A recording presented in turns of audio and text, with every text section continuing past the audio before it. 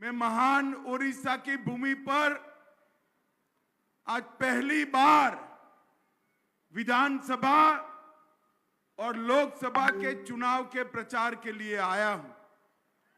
सबसे पहले मैं गुजरात महाप्रभु के धाम से आता हूं और ओडिशा जगन्नाथपुरी में बैठे हुए महाप्रभु जी को प्रणाम कर कर मेरी बात की शुरुआत करता हूं। भाई और बहनों, मैं यहां पर 64 योगिनी मंदिर को, सुनेश्वरी मंदिर, मेटाकानी मंदिर, मां समलेश्वरी, मां पाटनेश्वरी, ये सभी देवी देवताओं को प्रणाम कर कर मेरी बात की शुरुआत करना चाहता हूं। भाई और बहनों, मेरे साथ समय कम है। 5:30 बजे और 5 मिनट पर मुझे वापिस जाना है। मैं सीधे मुद्दे पर आता हूं। देश भर में लोकसभा का चुनाव चल रहा है। मैं पूर्व, पश्चिम, उत्तर, दक्षिण सब जगह जाता आज ओडिशा आया हूं। मैं जहां जहां गया पूरे देश में मोदी मोदी मोदी मोदी के नारे लगते।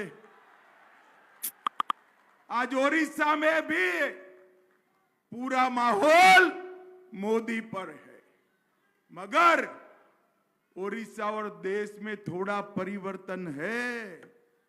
देश भर के लोग मोदी जी को तीसरी बार प्रधानमंत्री बनाने के लिए वोट करने जा रहे हैं। ओडिशा की जनता भी मोदी जी को तीसरी बार प्रधानमंत्री बनाकर 20 से ज्यादा कमल देश की लोकसभा में भेजने के लिए वोटिंग करने जा रही है। परंतु इसके साथ साथ ओडिशा की जनता एक और वोट भी करने जा रही है। ये महाप्रभु की भूमि पर पहली बार ओडिशा की भाषा, संस्कृति, धर्म और साहित्य के गौरव के लिए ओडिशा में भी पूर्ण बहुमत के साथ भारतीय जनता पार्टी की सरकार बनाने के लिए वोट करना है। ओडिशा वालों, जो अपने प्रदेश की भाषा, अपने प्रदेश का साहित्य और अपने प्रदेश की संस्कृति का गौरव नहीं कर सकता, वो प्रदेश को आगे नहीं बढ़ा सकता। और मैं स्पष्टता से कहने आया हूं, यहां पर जो सरकार चली है उसने न केवल ओडिशा को विकास से महरूम रखा है, विकास से दूर रखा है, न केवल अफसरों के माध्यम से भयंकर भ्रष्टाचार किया है। मेरे ओडिया भाइयों बहनों, ओडिया भाषा और साहित्य के गौरव से भी दूर रखने का काम यहां की सरकार ने किया। 20 साल में और विशेषकर 10 साल में मोदी जी के प्रधानमंत्री बनने के बाद देश कहां से कहां पहुंच गया। हर राज्य के अंदर नरेंद्र मोदी जी के नेतृत्व में जहां पर भी डबल इंजन सरकार थी, वहां विकास की गंगा ऐसी तेज बही कि वो प्रदेश देश में आगे निकल गया। परंतु मेरा ये महान ओडिशा सबसे ज्यादा खनिज संपदा कोई एक प्रदेश में है तो उड़ीसा में।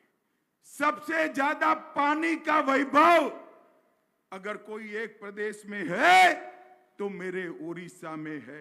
मगर फिर भी ओडिशा के अंदर समृद्धि नहीं आई। लाखों करोड़ों ओडिशा वासी मजदूरी करने के लिए मुंबई, गुजरात, दिल्ली, बेंगलुरु, पंजाब तक जा रहे हैं। मैं आपको विश्वास दिलाता हूं, यहां नवीन बाबू की सरकार को उखाड़कर भारतीय जनता पार्टी की सरकार बनाइए। मैं विश्वास दिलाता हूं, ओडिशा से किसी को पलायन नहीं करना पड़ेगा, यहां से बाहर काम करने नहीं जाना पड़ेगा, बाहर से इंडस्ट्री ओडिशा में आए ऐसी व्यवस्था भारतीय जनता पार्टी करेगी। भाई और बहनों, मोदी जी ने,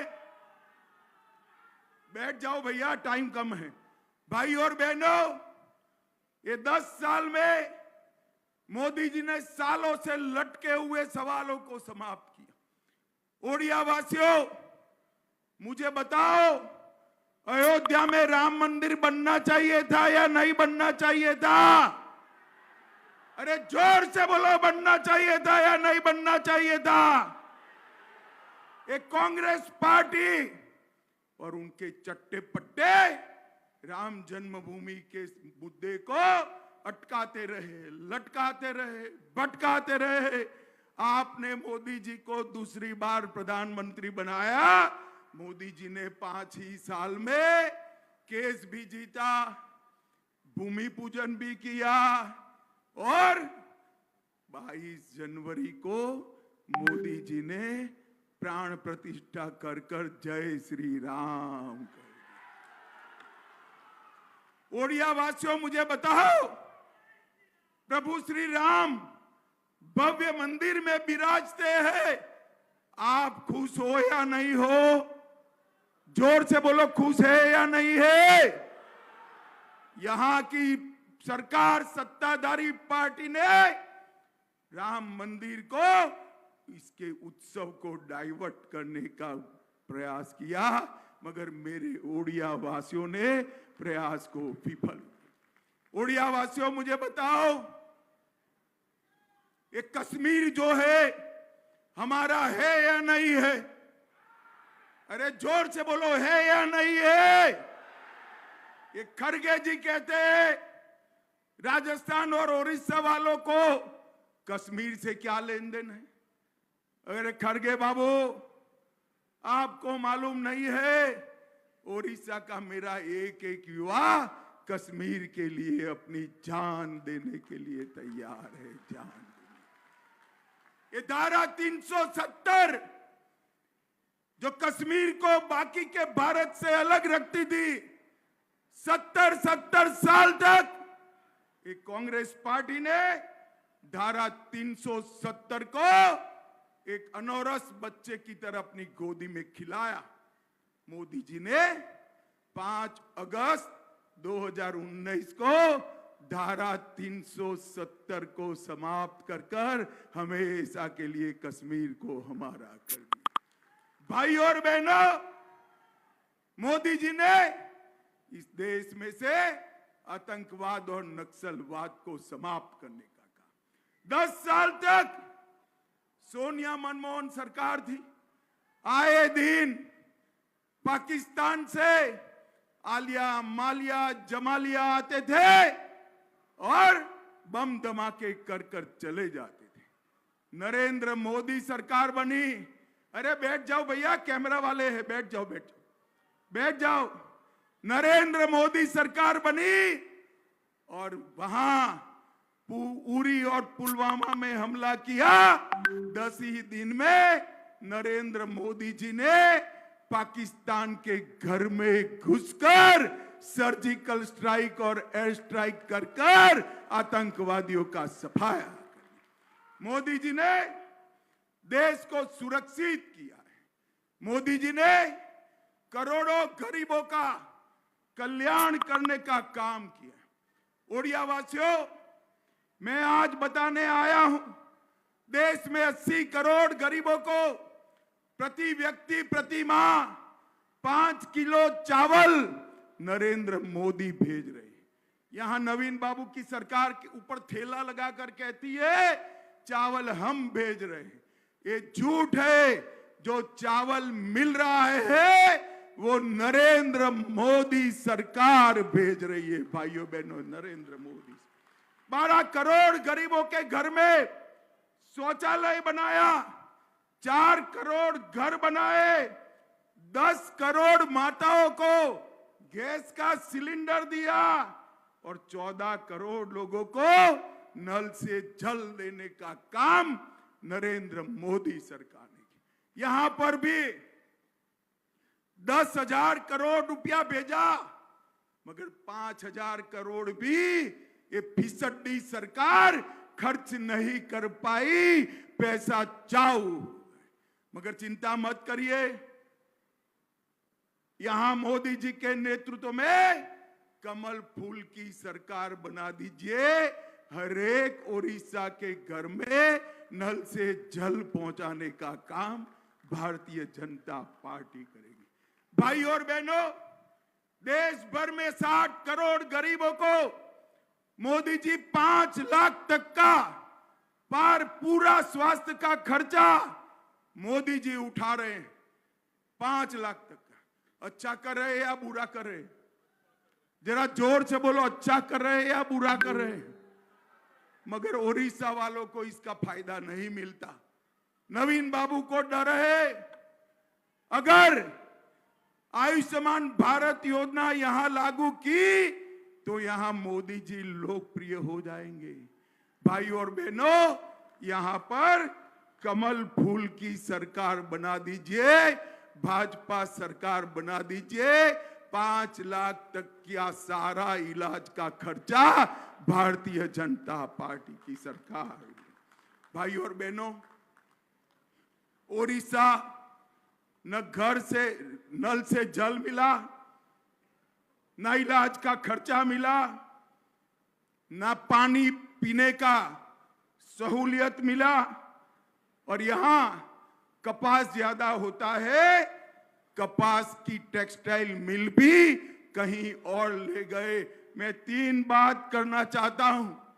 भारतीय जनता पार्टी की ओडिशा में सरकार बनाई है, यहीं पर हम एक टेक्सटाइल मिल बनाकर हमारे कपास के किसानों का कल्याण करेंगे। यहीं पर फिशरीज कॉलेज बनाकर सारे मछुआरों को आगे बढ़ाने का काम भारतीय जनता पार्टी करेगी। और यहीं पर एग्रोबेस इंडस्ट्री और आयुर्वेदिक दवाओं के कारखाने डालकर किसानों को समृद्ध बनाने का काम नरेंद्र मोदी सरकार। ये ओडिशा सरकार ने मोदी जी की सारी योजनाओं को अपने नाम पर चढ़ाया। मोदी जी घर के लिए पैसा भेजते हैं तो उस पर नवीन पटनायक जी का फोटो लगाकर अपना बना दिया। अरे भाई, मैं इतना कहना चाहता हूं, ओडिशा वासी सब समझते हैं, एक घर जो मिला है ना, वो घर नरेंद्र मोदी जी ने भेजा है। नरेंद्र मोदी जी 5 किलो चावल जो मिलता है वो भी नरेंद्र मोदी सरकार ने भेजा है। और भाई और बहनों, हमारे महाप्रभु के गौरवमयी स्थान पुरी को भी एक प्रकार से टूरिज्म के नाम पर उसका गौरव नीचे लाने का काम किया है। मैं आपको विश्वास दिलाता हूं कि काशी विश्वनाथ की तरह ही पुरी के स्थान को समग्र विश्व में भगवान जगन्नाथ का महिमा मंडन भारतीय जनता पार्टी की सरकार करेगी। भाई और बहनों, ओडिशा के अंदर ढेर सारी विकास की संभावना है। पूरे देश में सबसे ज्यादा खनिज संपदा मेरे ओडिशा में, और सबसे ज्यादा गरीबी भी ओडिशा में। ये सरकार जो है खनिज संपदा को लुटा रही है। भाजपा की सरकार बना दो, खनिज संपदा का उपयोग कर मेरे आदिवासी भाइयों बहनों को आगे बढ़ाने का काम भारतीय जनता पार्टी की सरकार करेगी। भाइयों बहनों, इस क्षेत्र में ढेर सारे विकास के काम करे हैं, मगर मैं सब गिनाना नहीं चाहता। रानी साहिबा ने सभी मंत्रियों से लड़ झगड़ कर लगभग 10,000 करोड़ से ज्यादा कामों का यहां पर विकास के पैसे लेकर आई। मगर मैं समग्र ओडिशा का जरूर बात करना चाहता हूं कि कांग्रेस की सरकार 10 साल चली, यूपीए सरकार चली, ओडिशा को 10 साल में 1,45,000 करोड़ रुपया दिया और नरेंद्र मोदी जी ने 10 साल में 1,45,000 करोड़ के सामने 4,81,000 करोड़ रुपया देने का काम नरेंद्र मोदी जी ने किया। और इसके अलावे 1,50,000 करोड़ इंफ्रास्ट्रक्चर के लिए, 23,000 करोड़ सड़क के लिए, 65,000 करोड़ रेलवे के लिए और 500 करोड़ रुपया एयरपोर्ट के लिए देने का काम नरेंद्र मोदी सरकार ने। भाई और बहनों, पूरे देश के हर राज्य के विकास का कुछ लोग अध्ययन कर रहे हैं। वो टोली मुझे मिलने आई थी। मैं देश भर की पूछताछ करते करते हमारे ओडिशा पर पहुंचा। मैंने कहा, भाई ओडिशा का क्या हाल है? उसने कहा, ओडिशा के विकास के इतिहास में ये 20 साल जो नवीन बाबू वाले हैं, ये लॉस्ट ईयर है, लॉस्ट ईयर। 20 साल में ओडिशा जहां था वहीं रहेगा। मैं आज ओडिशा की जनता को कहने आया हूं, देश भर में जहां नीचे राज्य सरकार भाजपा की और ऊपर केंद्र सरकार भाजपा की, डबल इंजन सरकारें बनी है, वहां पर वो राज्य दिन दूनी रात चौगुनी प्रगति की है। अब समय आ गया है ओडिशा के युवाओं को विश्व स्तर की स्पर्धा में भाग लेने का। समय आ गया है देश और दुनिया भर की इंडस्ट्री को ओडिशा के अंदर लाने का। समय आ गया है ओडिशा के हर खेत के अंदर इरिगेशन का पानी पहुंचाने का। समय आ गया है हर किसान और हर मजदूर को समृद्ध करने का। भाई और बहनों, ये करना है तो आपने 25 साल नवीन बाबू को दिया या नहीं दिया? बताओ जरा, दिया या नहीं दिया? एक 5 साल भारतीय जनता पार्टी को दे दो, हम ओडिशा को देश का नंबर 1 राज्य बनाएंगे। भाइयों बहनों, नंबर 1 राज्य। नरेंद्र मोदी जी 2047 में विकसित भारत का संकल्प लेकर बैठे हैं और विकसित भारत तभी बन सकता है जब हमारा ओडिशा भी विकसित हो जाए, तभी बन सकता है। भाइयों बहनों, भारतीय जनता पार्टी की पूरी टीम विकसित ओडिशा के संकल्प को मोदी जी के नेतृत्व में चरितार्थ करने के लिए बैठी। भाई और बहनों, आपका आशीर्वाद चाहिए, महाप्रभु का आशीर्वाद चाहिए। इस बार लोकसभा की 20 की 20 सीटों के साथ ओडिशा विधानसभा में भी भारतीय जनता पार्टी को बहुमत दिलाई। मुझे